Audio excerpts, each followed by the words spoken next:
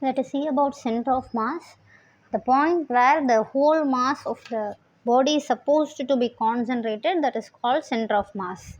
Now we should remember some points about center of mass. Center of mass is always near the heavier mass. Okay, if there are two mass system, then the center of mass will be towards the heavier mass. And center of mass is not changed by the internal forces. It can't change the position of center of mass. Okay, so internal forces cannot change the position of center of mass. Center of mass has only translatory motion, and it is not affected by rotational motion. And you should remember, mass may or may not be existing at the center of mass, and center of mass can be inside or outside the material of the body. So in case of regular bodies, center of mass lies within the geometric center. If the center of mass coincides with the geometric center, and sum of moments of all the particle about the center of mass is 0. Okay, yes, this is all about center of mass.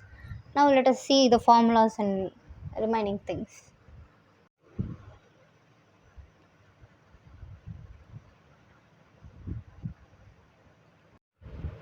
Now let us see how do we find the position of center of mass.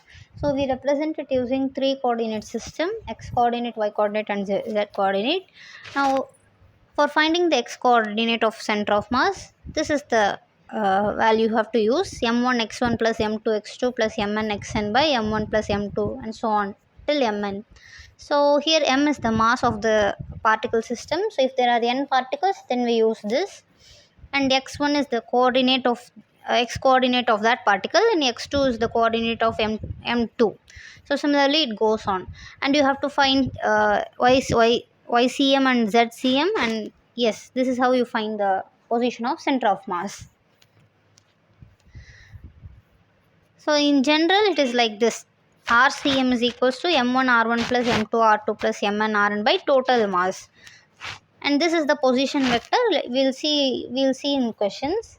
And how do we find the velocity of center of mass? And this is how you have to find: m1 v1 plus m2 v2 till mn vn by total mass. So v1 is the velocity with which particle 1 moves, and v2 is the velocity with which particle 2 moves. Similarly, and it goes on, and where m is the capital M is the total mass. And now how do we find the momentum of center of mass? So that is, we know it is velocity into mass. Okay, so we have to use the vcm because we are finding the momentum for center of mass. So we should use vcm into total mass. Okay, please look at this carefully. We want to find the momentum for center of mass, then we have to use the velocity of center of mass into total m. And how this can be written: so if you see, pcm is equals to vcm into m. So if I bring this m this side, then what is the remaining value I can get? It is m1 v1 plus m2 v2 plus and so on till mn vn. So from this we can write that. Okay, now how do we find acceleration of center of mass? So again, this formula is similar to velocity: m1 a1 plus m2 a2 plus mn an by total m. So acceleration of mass 1, acceleration of mass 2, similarly it goes on. How do we find the force on center of mass? That is mass into acceleration. So when you bring this total mass here, you get mass, total mass into acceleration of center of mass, and that is equals to force on center of mass. So that is equals to f1 plus f2 plus fn. So what is f1? It is m1 a1. What is f2? It is m2 a2. So this is what I have not written this: m1 a1 plus m2 a2 and so on. So that is equals to fcm. Net internal force is 0 on center of mass. So if you take the value of center of mass, if you take that position, the net internal force is 0. Then what is this force? This is external force. And please see, this is the general formula which we use to find center of mass in many cases. So xcm is equals to integral dm dot x by integral dm. So we will see this, how we use this in questions. So we will see it later. And this is a simple addition. So this is useful for some questions. Okay, so please have a look into that. A man of mass m is standing on a boat of mass capital M, which is at rest in still water. If man walk a distance L on the boat towards the shore, boat moves back to a distance of what? Okay. Now there is a man whose mass is small m, and there is a boat whose mass is capital M. Now let us see the answer. So let us assume this is the boat, and in the question it is given the man has moved a distance of length L. So for our easy calculation, so we are taking that L as the whole distance of the boat, as the whole length of the boat, and he is also walking the same distance L on the boat, and this is the side of shore.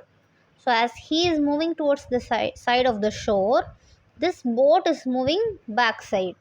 Okay, now so please see it carefully. So he is moving, he is starting to move from this point to this point. So because of his movement, the boat has moved the back side.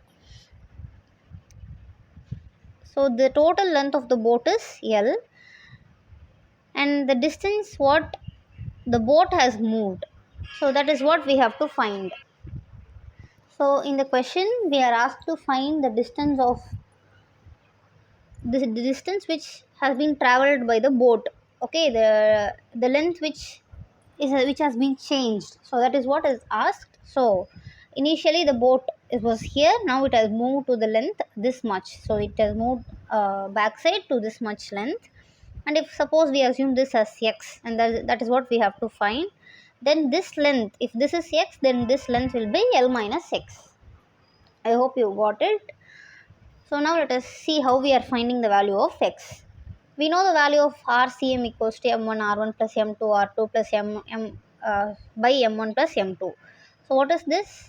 So this is the position of that is position vector for M1. This is position vector for M2 by total mass. So if we are finding delta RCM, then it will be M1 delta R1 plus M2 delta R2 by M1 plus M2. That is change in center of mass, change in position of center of mass. But please have a look into here. In both the cases, when the man was standing here, the position of center of mass was this place. Okay, it was not exactly at center, and because the heavier mass is this side, the position of center of mass is towards the left side. And when he has moved to the right, even then the position of center of mass has been changed towards him, towards the heavier mass. But in these both the cases, position of center of mass is the same. So in the same line it is. Okay, the center of mass, the position of center of mass has not changed. So please note that. So I can write delta RCM equals to 0.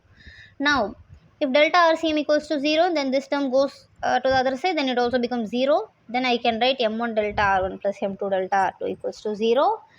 So I can write M1 as small m, that is mass of this man, and M2 as capital M, that is the mass of the boat. Okay, now let us see how we are using this in the formula, and we are finding the distance the boat has moved through. M into the distance moved by the man. So he may have walked the whole length L, but please see the difference between his final and initial positions. Okay, he was here initially here, and finally he is here. So the displacement what he has traveled is only L minus x. Okay, so please see. So please don't think he has traveled whole length L and he is standing here. No, he is not standing here somewhere. He is standing at this point. So distance between his initial and final positions is L minus x. So you have to take L minus x. And he is moving in the right side. So he is moving in the positive direction. So you can assume any direction as positive. If you assume one direction is positive, then the other direction will be negative. So I am taking a plus symbol, and I am using the distance what he has traveled, L minus x. Why I am using minus now? Because the boat has moved left side, so it can be, I have assumed it has a negative axis, so I am using minus symbol here, capital M. The distance the boat has traveled through is x, so minus m into x, so that is equals to 0. So we have taken this from this formula.